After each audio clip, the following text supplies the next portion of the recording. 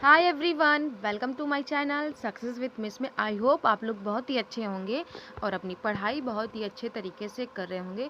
तो चलिए, आज का जो नया टॉपिक है वो है बोली से उत्तर प्रदेश की बोलियां किस किस ज़िले में बोली जाती हैं और उनका क्षेत्र कहाँ तक विस्तृत है।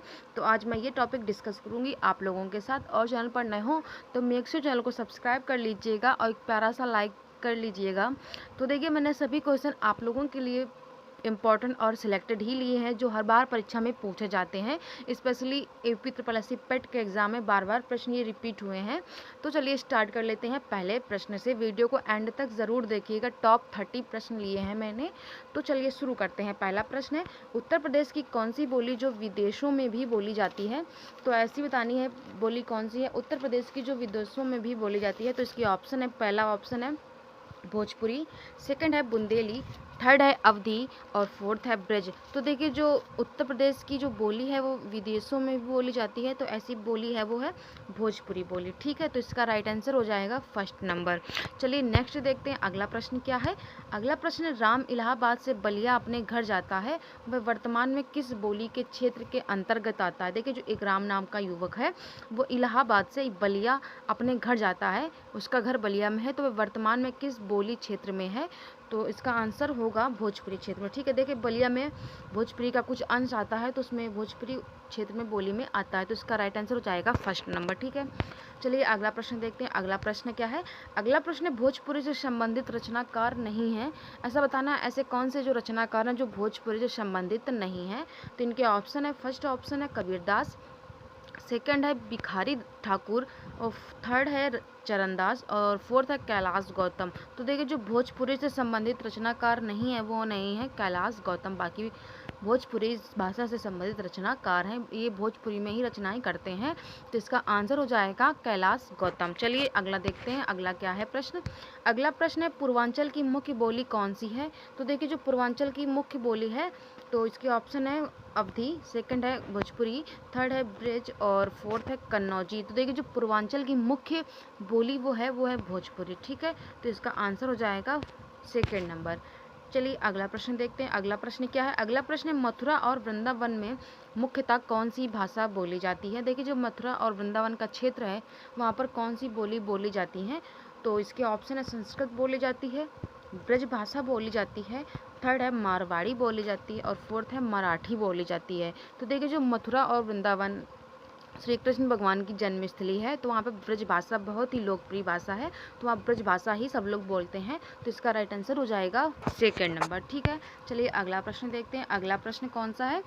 अगला प्रश्न, उत्तर प्रदेश में कौन सी भाषा नहीं बोली जाती है। उत्तर प्रदेश में ऐसी कौन सी भाषा है, ऐसी कौन सी बोली है जो नहीं बोली जाती है। तो इसके ऑप्शन है ब्रजभाषा और ब्रजभाषा, सेकंड ऑप्शन है कन्नौजी, थर्ड है अवधी, फोर्थ है पहाड़ी। तो देखिए, जो पहाड़ी तो बोली नहीं जाएगी क्योंकि जो उत्तर प्रदेश है तो वहाँ पे ब्रजभाषा बोली जाती है, कन्नौजी बोली जाती है और अवधी बोली जाती है, वहाँ पे पहाड़ी नहीं बोली जाती है। तो इसका राइट आंसर हो जाएगा फोर्थ नंबर। ठीक है, चलिए आगे बढ़ते हैं। अगला प्रश्न क्या होगा। चलिए अगला प्रश्न देखते हैं। अगला प्रश्न क्या है। अगला प्रश्न, उत्तर प्रदेश की बोलियों में से किस बोली का विकास अर्धमागधी अपभ्रंश से नहीं हुआ है। वेरी इंपॉर्टेंट क्वेश्चन है, डबल स्टार करिएगा इसको। ठीक है, देखिए, उत्तर प्रदेश की ऐसी कौन सी बोली है जिसका विकास अर्धमागधी अपभ्रंश से नहीं हुआ है। तो इसके ऑप्शन है छत्तीसगढ़ी और बी है बघेली और डी है अवधी और सी है बुंदेली।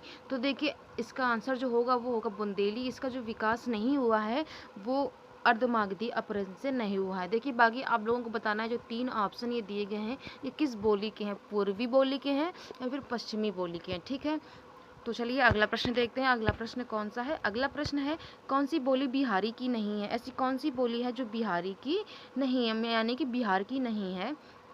तो इसके ऑप्शन है, पहला है भोजपुरी, सेकंड है मगही और थर्ड है जयपुरी और फोर्थ है मैथिली। तो देखिए, जो बोली बिहारी की नहीं है वो नहीं है जयपुरी। ठीक है, ये राजस्थान की है, जयपुर की है, तो इसका आंसर हो जाएगा थर्ड नंबर। चलिए देखिए, वीडियो को लास्ट तक ज़रूर देखिएगा, वेरी इंपॉर्टेंट सभी मैंने प्रश्न जो लिए हैं काफ़ी सिलेक्टेड और इम्पोर्टेंट ही लिए हैं, तो बने रहिए वीडियो के एंड तक। तो चलिए अगला प्रश्न देखते हैं। अगला प्रश्न क्या है। अगला प्रश्न, निम्नलिखित में से कौन सी बोली उत्तर प्रदेश की नहीं है। ऐसी कौन सी बोली है जो उत्तर प्रदेश की नहीं है। पहला ऑप्शन है कन्नौजी, सेकंड है ब्रजभाषा और थर्ड है खड़ी बोली और फोर्थ है जयपुरी। तो देखिए जो उत्तर प्रदेश की बोली नहीं है वो नहीं है जयपुरी, ठीक है। तो बाकी कन्नौजी हो गया, खड़ी बोली हो गया और ब्रजभाषा ये उत्तर प्रदेश की बोलियां हैं, बाकी जयपुरी बोली नहीं है उत्तर प्रदेश की, ठीक है। चलिए अगला प्रश्न देखते हैं। अगला प्रश्न क्या है? अगला प्रश्न है अवधी बोली किस अपभ्रंश से विकसित हुई है? देखिए जो अवधी बोली है वो किस अपभ्रंश से विकसित हुई है? तो इसके ऑप्शन देखेंगे। पहला ऑप्शन है मागधी, सेकंड है अर्धमागधी, थर्ड है सौरसेनी और डी है ब्राह्मण। तो देखिए जो अवधी बोली का विकास हुआ है वो हुआ है अर्धमागधी से, तो इसका आंसर करेक्ट हो जाएगा बी नंबर, ठीक है। चलिए अगला प्रश्न देखते हैं। अगला प्रश्न क्या है?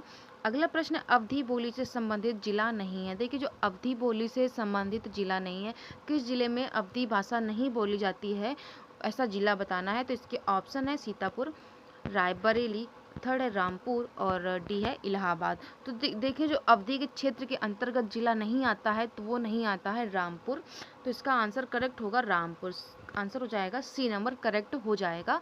तो चलिए अगला प्रश्न देखते हैं। अगला प्रश्न क्या है?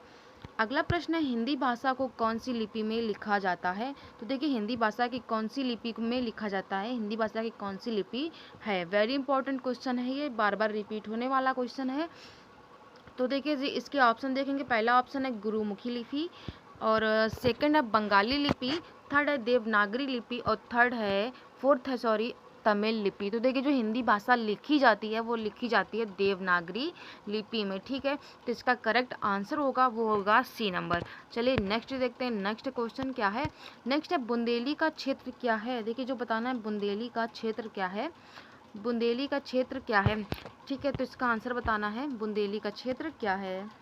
तो पहला ऑप्शन है पानीपत, सोनीपत, कुरुक्षेत्र और बी नंबर झांसी, जालौन, दतिया और थर्ड है आगरा, मथुरा, भरतपुर और फोर्थ है जयपुर, अजमेर और जोधपुर। तो देखिए जो बुंदेली का क्षेत्र होता है वो होता है झांसी, जालौन और दतिया, ठीक है। तो इसका करेक्ट आंसर हो जाएगा बी नंबर। चलिए नेक्स्ट देखते हैं। नेक्स्ट क्या हो जाएगा? नेक्स्ट है बोली व बोली क्षेत्र से संबंधित गलत युग्म की पहचान कीजिए। देखिए जो पहला है वो उसमें बोली दिया गया है और सेकंड है जो बोली क्षेत्र, वो बोली किस क्षेत्र में बोली जाती है, इसका गलत युग्म बताना है। ऐसा कौन सा गलत युग्म लिखा है?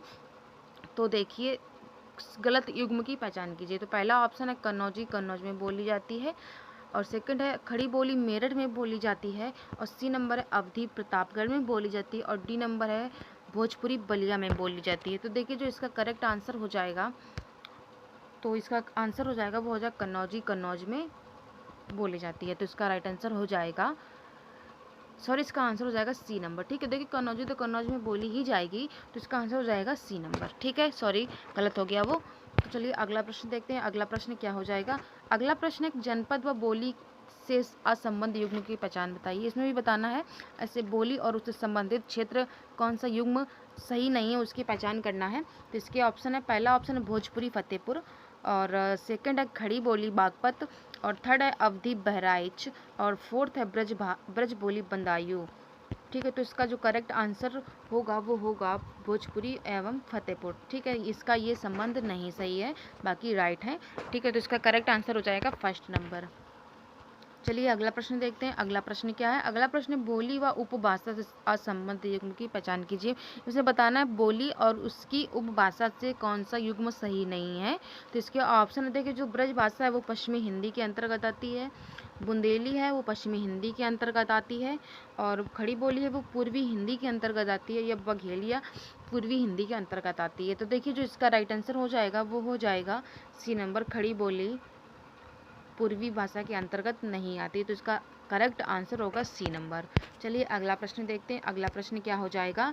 अगला प्रश्न हो जाएगा बांदा और महोबा में बोली जाने वाली बोली क्रमशः है। देखिए बांदा और महोबा में कौन सी बोली बोली जाती हैं, तो इसका आंसर जो होगा, पहला ऑप्शन है बघेली व बुंदेली और सेकंड है अवधी व भोजपुरी और थर्ड है ब्रज और बुंदेली और फोर्थ है कन्नौजी और भोजपुरी। देखिए जो बांदा और महोबा का क्षेत्र है वहाँ पे बघेली और बुंदेली बोली जाती है, तो इसका जो करेक्ट आंसर हो जाएगा वो हो जाएगा फर्स्ट नंबर। चलिए अगला प्रश्न देखते हैं। अगला प्रश्न क्या हो जाएगा? अगला प्रश्न, कौन अवधी बोली क्षेत्र से संबंधित कवि नहीं? ऐसे कवि बताना है जिनकी भाषा अवधी नहीं रही है। तो इसके ऑप्शन देखेंगे। पहला ऑप्शन है तुलसीदास, सेकंड हैं बाबा रामचरण दास, थर्ड हैं महाराज रघुराज सिंह और फोर्थ है कबीरदास जी। तो इसका जो राइट आंसर हो जाएगा वो हो जाएगा डी नंबर। ठीक है, इस जो इनके क्षेत्र आ रहा है वो सदुक्री इनकी भाषा रही है, बाकी अवधि वाले सभी कवि हैं इसमें है, तो इसका करेक्ट आंसर हो जाएगा डी नंबर। चलिए नेक्स्ट देखते हैं, नेक्स्ट क्या है। नेक्स्ट प्रश्न पूर्वी हिंदी उपभाषा से संबंधित नहीं है। देखिए जो पूर्वी हिंदी उपभाषा से संबंधित नहीं है, इसके ऑप्शन है अवधी, सेकंड है भोजपुरी, थर्ड है बुंदेली और फोर्थ है कन्नौजी। तो इसका जो आंसर हो जाएगा वो हो जाएगा अवधी। ठीक है, जो पूर्वी भाषा उपभाषा के अंतर्गत भाषा आती है वो आती है अवधी बोली आती है। ठीक है, तो इसका करेक्ट आंसर हो जाएगा फर्स्ट नंबर। चलिए नेक्स्ट देखते हैं, नेक्स्ट कौन सा है। नेक्स्ट है बोली उपभाषा व अपभ्रंश से असंबद्ध युग्म की पहचान कीजिए। तो इसका जो करेक्ट आंसर हो जाएगा वो हो जाएगा ए नंबर। ठीक है, कन्नौजी पश्चिमी उपभाषा सौरसैनी से इसका अपभ्रंश, इसका जो विकास हुआ है वो इससे हुआ है, तो इसका करेक्ट आंसर हो जाएगा फर्स्ट नंबर। चलिए नेक्स्ट देखते हैं, नेक्स्ट क्या है। गोरखपुर में किस बोली का प्रभुत्व है। देखिए जो गोरखपुर जिला है उस वहाँ पे कौन सी बोली बोली जाती है, तो इसके ऑप्शन है भोजपुरी, सेकंड है ब्रज, थर्ड है अवधी, फोर्थ है कन्नौजी। तो देखिए जो गोरखपुर का क्षेत्र है वहाँ पे बोली जाती भाषा है भोजपुरी, तो इसका राइट आंसर हो जाएगा फर्स्ट नंबर। चलिए नेक्स्ट देखते हैं, नेक्स्ट क्या है प्रश्न। नेक्स्ट प्रश्न है आजमगढ़ किस बोली क्षेत्र के अंतर्गत आता है। देखिए जो आजमगढ़ का जिला है वो किस बोली क्षेत्र के अंतर्गत आता है, तो ये आता है, पहले इसके ऑप्शन देख लेंगे आप लोग, तब तक ट्राई कीजिए। पहला ऑप्शन है ब्रजभाषा, सेकंड है अवधी, थर्ड है भोजपुरी और फोर्थ है इनमें से कोई नहीं। तो देखिए जो आजमगढ़ जिला है वो भोजपुरी के अंतर्गत आता है, वहाँ पे भोजपुरी ज़्यादा प्रेफर होती है, तो इसका जो राइट आंसर हो जाएगा वो हो जाएगा सी नंबर। चलिए नेक्स्ट देखते हैं, नेक्स्ट क्या है प्रश्न।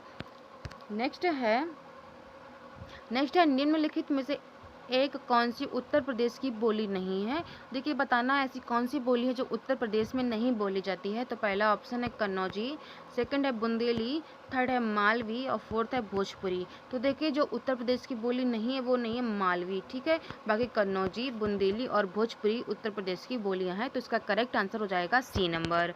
चलिए नेक्स्ट देखते हैं, नेक्स्ट कौन सा प्रश्न है। नेक्स्ट है निम्नलिखित में से कौन सी उत्तर प्रदेश की बोली नहीं है। तो ये क्वेश्चन रिपीट हो गया है, तो इसका जो करेक्ट आंसर हो जाएगा वो हो जाएगा सी नंबर। चलिए नेक्स्ट देखते हैं, नेक्स्ट कौन सा प्रश्न है। नेक्स्ट है किसी भाषा का जन्म सबसे पहले किस रूप में मिलता है।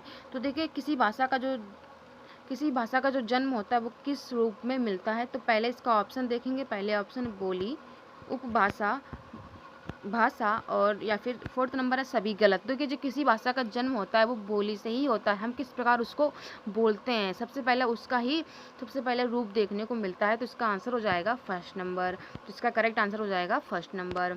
चलिए अगला प्रश्न देखते हैं, अगला प्रश्न क्या हो जाएगा। अगला प्रश्न हो जाएगा किसी बोली का जन्म सबसे पहले किस रूप में मिलता है। तो इसका आंसर हो जाएगा बोली के रूप में सबसे पहले भाषा का रूप देखने को मिलता है। ठीक है, चलिए अगला प्रश्न देखते हैं, अगला प्रश्न क्या हो जाएगा। अगला प्रश्न है कौन अवधि क्षेत्र के अंतर्गत संबंधित कवि नहीं है। तो इसका जो करेक्ट आंसर हो जाएगा वो हो जाएगा कबीरदास, बाकी तुलसीदास, महाराजा रघुराज सिंह, महाराजा रामचरण दास सिंह, तो ये सभी अवधि बोली के क्षेत्र के अंतर्गत कवि आते हैं। बाकी कबीरदास की जो इनकी भाषा है वो हुई सदुक्कड़ी भाषा, बहुत ही इंपॉर्टेंट है, बहुत ही पेपर में पूछी जाने वाली है। कबीरदास की भाषा कौन सी है, तो सदुक्कड़ी भाषा इनकी रही है। ठीक है, चलिए अगला प्रश्न देखते हैं। अगला प्रश्न है रामचरितमानस की रचना किस बोली में की गई है। देखिए जो रामचरितमानस है इनकी भाषा जो है किस रचना में की गई है, सॉरी किस बोली में की गई है। तो इसके ऑप्शन है अवधी, सेकंड है ब्रज, थर्ड है कन्नौजी और फोर्थ है बघेली। तो देखिए जो रामचरितमानस है जो उसकी रचना हुई है वो हुई है अवधी भाषा में, तो इसका करेक्ट आंसर होगा वो हो जाएगा फर्स्ट नंबर। चलिए आज का लास्ट प्रश्न देखते हैं, अवधी काव्य भाषा के कितने रूप देखने को मिलते हैं। देखिए जो अवधी काव्य भाषा है उसके कितने रूप देखने को मिलते हैं। पहला ऑप्शन है 2, दूसरा है 1, थर्ड है 3 या फिर सभी गलत। देखिए जो अवधी काव्य भाषा है जो उसके रूप देखने को मिलते हैं वो मिलते हैं 2। ठीक है, तो इसका करेक्ट आंसर हो जाएगा फर्स्ट नंबर। तो ये रही आप लोगों के लिए टॉप 30 की हिंदी का जो एक टॉपिक है बोली और रचनाओं से संबंधित। आई होप आप लोगों की वीडियो काफ़ी ज़्यादा यूज़फुल रही होगी और जिसका भी एग्ज़ाम हो आपके फ्रेंड्स और फैमिली में उनको शेयर कर दीजिएगा, ताकि उनके भी लिए ये वीडियो हेल्पफुल हो सके। तो चलिए मिलती हूँ अगली वीडियो में ऐसी ही वीडियोज़ के साथ। और हाँ, चैनल पर नए हों तो प्लीज़ चैनल को सब्सक्राइब कर लीजिएगा ऐसी वीडियोज़ के साथ, और प्लेलिस्ट को ज़रूर चेक करिएगा, क्योंकि उसमें सभी टॉपिक मैंने कवर किए हैं। और जैसे हो गया विश्व एथलेटिक चैम्पियनशिप, जो करंट अफेयर्स के लिए काफ़ी ज़्यादा यूज़फुल होगा। और चंद्रयान 3 हो गया, उससे रिलेटेड मैंने वीडियो बनाए हैं। तो एक बार चैनल को ज़रूर चेकआउट करिएगा। और जीएस के भी प्रश्न मैंने काफ़ी उसमें लिए हैं। तो चलिए मिलती हूँ ऐसी वीडियोज़ के साथ अगली वीडियो में, तब तक के लिए बाय।